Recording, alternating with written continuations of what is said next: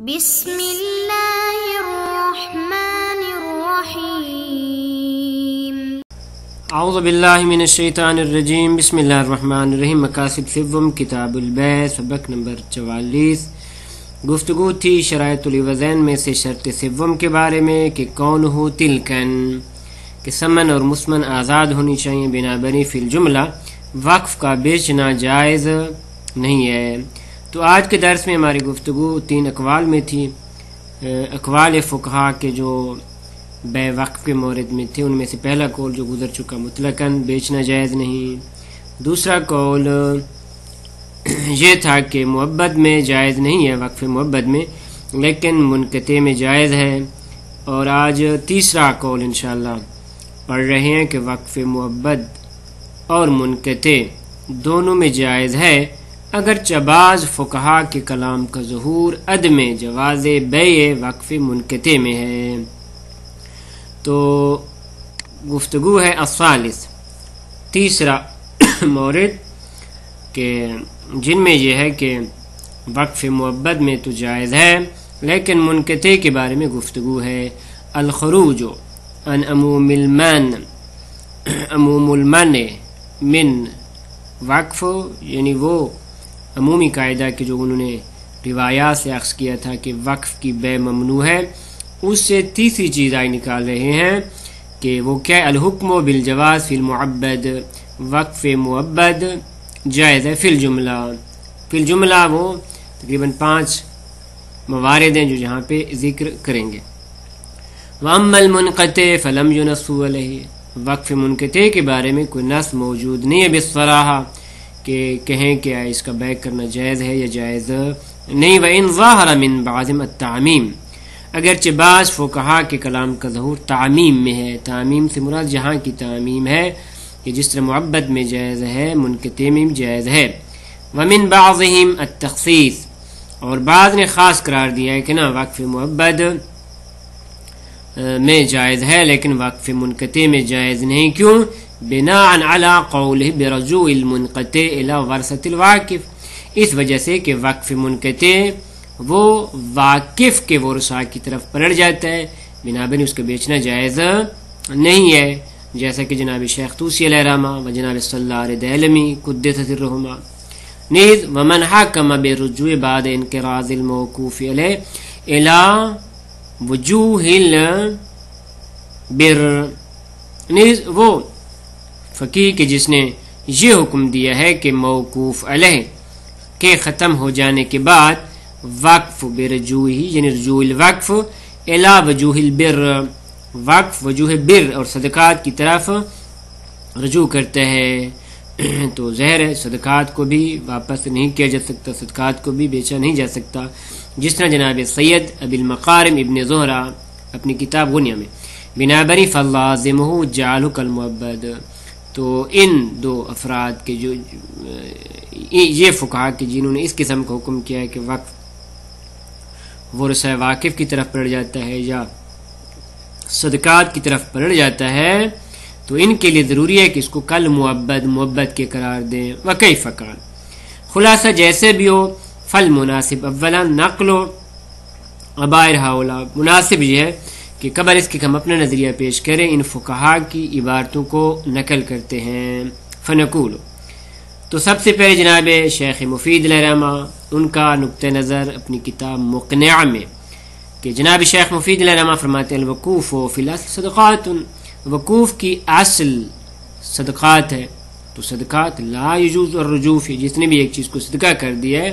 اس میں رجوع نہیں کر سکتا، بنابراً وقوف میں رجوع کرنا جائز نہیں ہے۔ ہاں الا، اس کے بعد 5 موارد ذکر کر رہے ہیں، مگر ان 5 موارد الا ان یحدث الموقوف علیہم، ان یحدث الموقوف علیہم ما، مگر یہ کہ موقوف علیہم کو حاصل ہو جائے، ان کو حادث و ما فاعل ہے یحدث کا، ایسی چیز حاصل ہو جائے کہ یمنع شر من معونتہم، کہ اب شریعت کہتی ان کی معاونت نہیں کی جا سکتی، جن پہ وقف کیا تھا وہ کافر حربی بن گئے، تو اب شریعت کہتی ہے کافر حربی کی معاونت کرنا جائز نہیں۔ والتقرب الی اللہ بصلتہم، اور ایسے افراد کو مزید صلہ دینا یہ کیا ہے؟ تقرب اللہ سے معنی ہے. تو یہ پہلی صورت ہو گئی کہ جہاں پہ وقف میں رجوع کرنا جائز ہے. نمبر 2 او یکون تغییر الشرط فی الموقوف اضر علیہم وانفع لہم من ترکہ علی حالہ. دوسرا یہ کہ شرط کو تبدیل کر دینا، موقوف میں جو شرط لگائی تھی وہ زیادہ نفع مند ہے ان موقوف علیہم کے لیے. زیادہ اضر اور انفع دونوں کے ایک ہی معنی ہے. وانفع لہم اور ان کے لیے زیادہ نفع مند ہے من ترک علی حالہ، اس سے کہ اس وقف کو اسی حالت پہ باقی رکھا جائے، لہذا اس صورت میں بیچا جا سکتا ہے. 2 لذا وَإِذَا أَخْرَجَ الْوَاقِفُ الْوَقْفَ عَنْ يَدِهِ إِلَىٰ مَنْ وَقَفَ عَلَيْهِ بنابری جب واقف اس شے موقوف کو اپنے ہاتھ سے نکالتا ہے اور موقوف علیہ کے ہاتھ میں دے دیتا ہے، من وقف علیہ یعنی موقوف علیہ کو دے دیتا ہے، لم یجوز لہو تو اب اس واقف کے لیے جائز نہیں الرجوع فی شیء منہ کہ اس موقوف چیز میں سے کسی میں رجوع کرے، پلٹائے اس کو. ولا تغییر شرط ہی اور نہ اس کی شرائط میں سے کسی شرط کو تبدیل کر سکتا ہے. ولا نقلی ان وجوہ و سبل ہی اور نہ ہی وقف جن وجوہ اور جن طریقوں کے لیے وقف کیا تھا اسے تبدیل کر سکتا ہے. طلاب کے لیے وقف کیا تھا تو اب اسے تبدیل نہیں کر سکتا، دوبار کے لیے وقف کیا تو تبدیل نہیں کر سکتا، وغیرہ وغیرہ. اسی طرح وَمَتَّى اشْتَرَطَ الْوَاقِفُ فِي الْوَقْفِ تیسری صورت کہ جہاں پہ وقف کا بیچنا جائز ہے وہ یہ ہے کہ اگر واقف نے وقف میں شرط لگائی تھی کہ انه متى احتاج الیہ فی حیاتہ لفقر کان له بیعہ وصرف ثمنہ فی مصالحہ، کبھی جب ہم فقیر ہو جائیں گے تو ہم کیس کو بیچیں گے اور اس کی جو ثمن ہے اس کو مصالحے میں خرچ کریں گے یا موقوف علیہم کے اوپر خرچ کریں گے، اس قسم کی شرط تھی تو جاز لہ فعل ذلک تو واقف کے لیے اس شرط کے مطابق کرنا جائز ہے. ولیس لارباب الوقف بعد وفات الواقف ان يتصرف فیہ اور ان صورتوں میں ارباب وقف یعنی موقوف علیہم کے لیے جائز نہیں کہ واقف کی وفات کے بعد یہ تصرف فیہ کہ اس میں تصرف کریں، ببین بیچ ڈالے اور ہبہ کسی اور کو ہبہ کر دیں، اور یغیر شیئا من شروطہ یا وقف کی شروط میں سے کسی طریقے سے تبدیلی کر دیں. اللہ یہاں سے یہ 5ویں صورت بیان کر رہے ہیں، 4تھی صورت بیان کر رہے ہیں، یا یہ کہ اللہ یخرب الوقف وقف خراب ہو چکا ہے، خراب ہو رہا ہے، اور ولا یوجد من یرائی ہے اور کیسا موجود بھی نہیں کہ جو اس کی متولی سنبھالے، اس کی سرپرستی کرے. من یرائی ہے بعمارت مثلا کون مثلا کوئی سلطان ہے، حاکم شرع ہے، اور غیرہ یا اس کا نائب وغیرہ، اس قسم کے افراد بھی موجود نہیں، وقت بھی خراب ہو رہا ہے تو پھر بیچنا جائز ہے. اسی طرح 5ویں صورت او یحصل بحیث لا یجدی نفعا یا یہ کہ وقف ایسی حالت تک پہنچ گیا ہے کہ اب وہ نفع مند نہیں ہے موقوف علیہم کے لیے تو فلہم حینئذ بیعہ والانتفاع بثمنہ تو موقوف علیہم کے لیے جائز ہے کہ اس کو بیچ ڈالیں اور اس کی ثمن سے استفادہ کریں. نمبر 6 وَقَذَلِكَ إِنْ حَصَلَتْ لَهُمْ ضَرُورَةٌ اسی طرح اگر ان موقوف علیہم کو ایسی ضرورت شدیدہ پیش آ جائے اس کی قیمت کی تو کان لہم حلہ تو ان کے لیے جائز ہے کہ اس کو تحلیل کر دیں، اس کو ثمن میں تبدیل کر دیں، بیچ ڈالیں. یہ وہ موارد ہیں تقریباً 5-6 کے ارد گرد. ولا یجوز ذلک مع عدم ما ذکرنا من الاسباب ہمارے وہ اسباب کے جو ہم نے ذکر کیے ہیں ضرورات، ان اسباب و ضرورات کے علاوہ فرماتے ہیں وقف کا بیچنا جائز نہیں، وقف محبت کا. انتہا کلامہ رحمہ اللہ شیخ انصاری فرماتے ہیں جناب شیخ مفید کے کلام یہاں پہ ختم ہو گیا. وقد استفاد من هذا الكلام فی غایت المراد جناب شیخ مفید علیہ رحمہ کے اس کلام سے استفادہ کیا ہے غایت المراد میں جناب شہید اول رحمۃ اللہ علیہ نے کیا چیز جواز بیع الوقف کہ وہ فرماتے ہیں وقف کو بیع کرنا جائز ہے فی 5 مواضع ان 5 موارد میں کہ جو ہم نے اوپر ذکر کیا ہے کہ البتہ 6 بنتے ہیں. یاسل اور یخرب یہ 2 علیحدہ علیحدہ مورد ہیں. تو یہ پانچواں ہو گیا، یاسل چھٹا ہو گیا، لیکن جناب نے ظاہراً ان دونوں کو ایک بنایا ہے تو یہ 5 بن گئے. خوب، تو فرماتے ہیں ان 5 مورد میں وقف کو بیچنا جائز ہے. البتہ وضم صورت جواز الرجوع وجواز تغیر الشرط الى مواضع الثلاثة المذکورہ. البتہ وہ جو جواز رجوع کی صورت ہم نے بیان کی تھی اور یہ کہ شرط کا تبدیل کرنا جائز ہے، ان دونوں کو انہوں نے ملایا ہے الی المواضع الثلاثة المذکورہ، ان 3 مذکورہ موارد کے ساتھ. کب؟ بعد وصول الموقوف الی الموقوف علیہم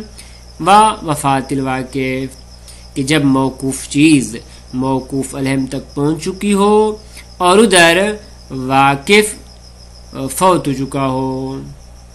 فلاحظ و تعمل. تو جناب شیخ انصاری رحمۃ اللہ فرماتے ہیں ان کی یہ جو گفتگو ہے یہ صحیح نہیں، اس میں تأمل کی ضرورت ہے. تمام. ثم ان العلامہ ذکر فی التحریر، جناب علامہ ہلی رحمۃ اللہ علیہ نے تحریر القواعد میں فرمایا کہ ان قول المفید، جناب شیخ مفید علیہ رحمہ کا قول مقنع میں کہ بأن لا یجوز الرجوع فی الوقف، کہ یہ جو جناب نے فرمایا کہ وقف میں رجوع کرنا جائز نہیں، الا ان یحدث، مگر ان یحدث سے لے کر جناب کے آخری کلام، وہ 5-6 صورتیں، انفلہم من ترک الحال تک، وہ فرماتے متعول، اس میں تعویل کی ضرورت ہے. کیوں انہوں نے یہ چیز فرمائی ہے؟ وَلَعَلَّهُ مِنْ شِدَّةِ مُخَالِفَتِهِ لِلْقَوَاعِدِ لَمْ يَرْتَضِ بِظَاهِرِهِ لِلْمُفِيدِ، بنابر اس کے کہ وہ شدت کے ساتھ مخالفت کیا انہوں نے اپنی کتاب قواعد میں،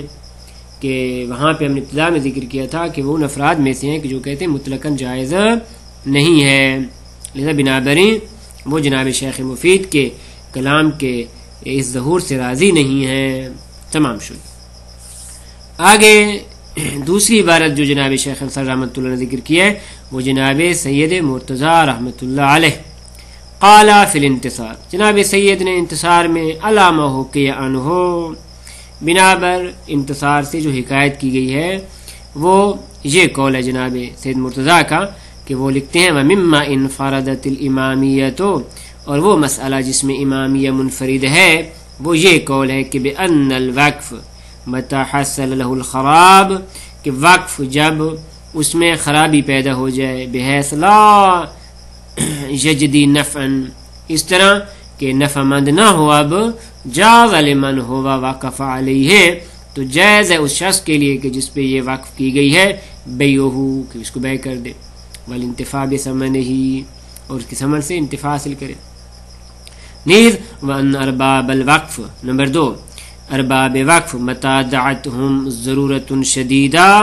جب ان کو ضرورت شدیدہ، نہ ضرورت عرفیہ، ضرورت شدیدہ پیش آ جائے الی ثمنہ، اس کی قیمت کی، جاز لهم بیعہ، تو ان کے لیے بیع کرنا جائز ہے. اور یہ 2 صورتیں انہوں نے ذکر کی ہیں، خراب، دوسری ضرورت شدیدہ. ولا یجوز لهم ذلك ما فقد الضرورہ، فرماتے ہیں اگر ضرورت پیش نہ آئے تو ان کے لیے جائز نہیں ہے. ثم احتج باتفاق الامامیہ، اس کی دلیل کیا پیش کی انہوں نے؟ فرماتے اجماع امامیہ، تمام امامیہ علماء کا اتفاق ہے. البتہ ثم ذکر خلاف ابن الجنید، فرماتے اس مسئلے میں جناب ابن الجنید اسقافی خلاف ہیں، لیکن وردہ،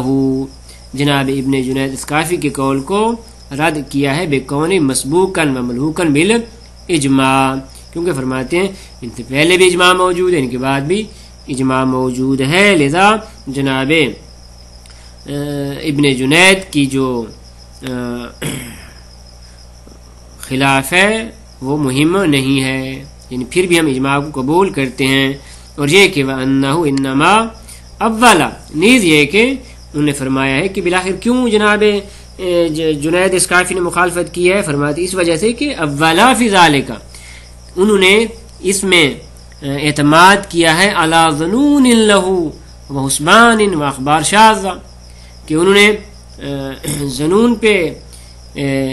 اکتفا کیا ہے، و حسبان، اور ایسی ادلہ پہ انہوں نے اکتفا کیا ہے کہ جو فقط ظن اور گمان ہے، وَأَنَّ الظَّنَّ لَا يُغْنِ مِنَ الْحَقِّ شَيْئًا، و اخبار شاذہ، اور انہیں ایسی اخبار پہ کہ جو ہمارے نزدیک شاذ ہیں کہ لا یلتفت الی مثلها، ایسی اخبار کی طرف التفات کرنے کی ضرورت ہی نہیں. ثم قال، اس کے بعد جناب سید مرتضیٰ نے فرمایا کہ وَأَمَّا إِذَا صَارَ الْوَقْفُ بِحَيْثِ لَا يُجْدَ نَفْعًا. اب وہ موارد پیش کر رہے ہیں کہ جہاں پہ بیچنا جائز ہے کہ جب وقف ایسی حیثیت تک پہنچ جائے کہ لا یجد نفعا، کہ اب کوئی فائدہ نہیں دیتا، اودعت اربابہ الضرورہ، یا ارباب وقف یعنی موقوف علیہم کو پکڑی ہے ضرورت، الی ثمنہ، اس کے ثمن کی، لشدت فقرہم، کیونکہ شدید فقیر ہیں بیچارے. پر جہاں پہ لفظ شدت مہم ہے تو فالاحوط ما ذکرناہ، تو احوط یہ ہے کہ جو ہم نے ذکر کیا، اور وہ کیا، من جواز بیعہ، کہ ان صورتوں میں بیع کرنا جائز ہے. کیوں؟ لأنہ انما جعل لمنافعہم، کیونکہ وقف ان موقوف علیہ کے منافع کے لیے قرار دیا گیا تھا. تو فإذا باطلت منافعہم، جب ان کے منافع ختم ہو رہی ہوں منہ یعنی من الوقف سے، تو فقط انتقض الغرض منہ، تو وقف کی جو غرض ہے وہ ختم ہو رہی ہے. ولم يبقى منفعۃ فیہ، اور اس وقف میں کوئی منفعت ان کے لیے باقی نہیں، الا من الوجہ الذی ذکرناہ، مگر اس وجہ اور اس طریقے پہ کہ جو ہم نے ذکر کیا ہے کہ اس کو بیچ ڈالیں اور اس کی ثمن سے استفادہ کریں. انتہا کلام السید، جہاں پہ جناب سید کی کلام بھی ختم ہو. انشاءاللہ اگلے درس میں مزید جناب شیخ طوسی علیہ الرحمہ اور باقی فقہا کی گفتگو پڑھیں گے. وصلی اللہ علی محمد و اہل بیتہ الطیبین الطاہرین.